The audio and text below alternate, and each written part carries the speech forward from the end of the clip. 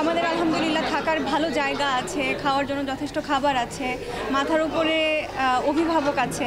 যেসব মেয়েদের এটা নেই তাদের জীবন কত কঠিন আমরা তো আসলে বুঝি না। সো এই সব সিনেমা দেখলে আমাদের রিয়েলাইজেশনগুলো আসবে, সচেতনতা বাড়বে। খুবই ভালো লেগেছে নীলপদ্ম দেখে, এবং এই ধরনের বিষয়ের উপরে সিনেমা আরও হওয়া দরকার, আমাদের সচেতনতা আরও বাড়া দরকার, এবং মেয়েদের জীবন কতটা কঠিন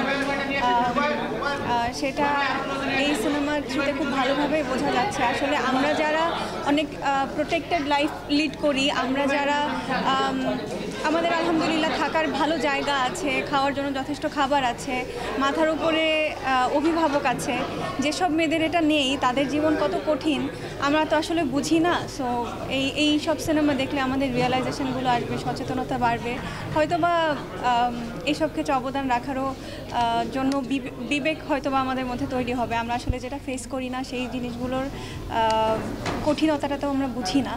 সো হ্যাঁ, আমার খুবই ভালো লেগেছে। পরিচালক থেকে শুরু করে সবাই খুব ভালো কাজ করেছে। রুনা আপুর অভিনয় অসাধারণ ছিল, স্পেশালি রুনা আপুর জন্যই দেখতে আসা। রুনা আপু ভীষণ আন্তরিক এবং সবার ভীষণ ভালোবাসার একজন মানুষ, ভীষণ আদর করেন।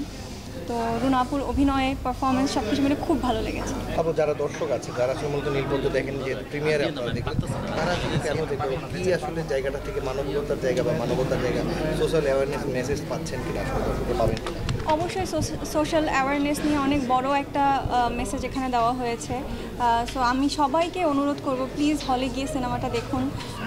অনেক ধুমধারাক্কা নাচ গানের সিনেমা, সেগুলোরও দরকার আছে অবভিয়াসলি, আমরা সেগুলো দেখে থাকি, কিন্তু পাশাপাশি এমনও কাজ আমাদের দেখা উচিত যেগুলো বিবেককে নাড়া দেয়, যেগুলো আমাদের মধ্যে কিছু বিবেক আরও তৈরি করে।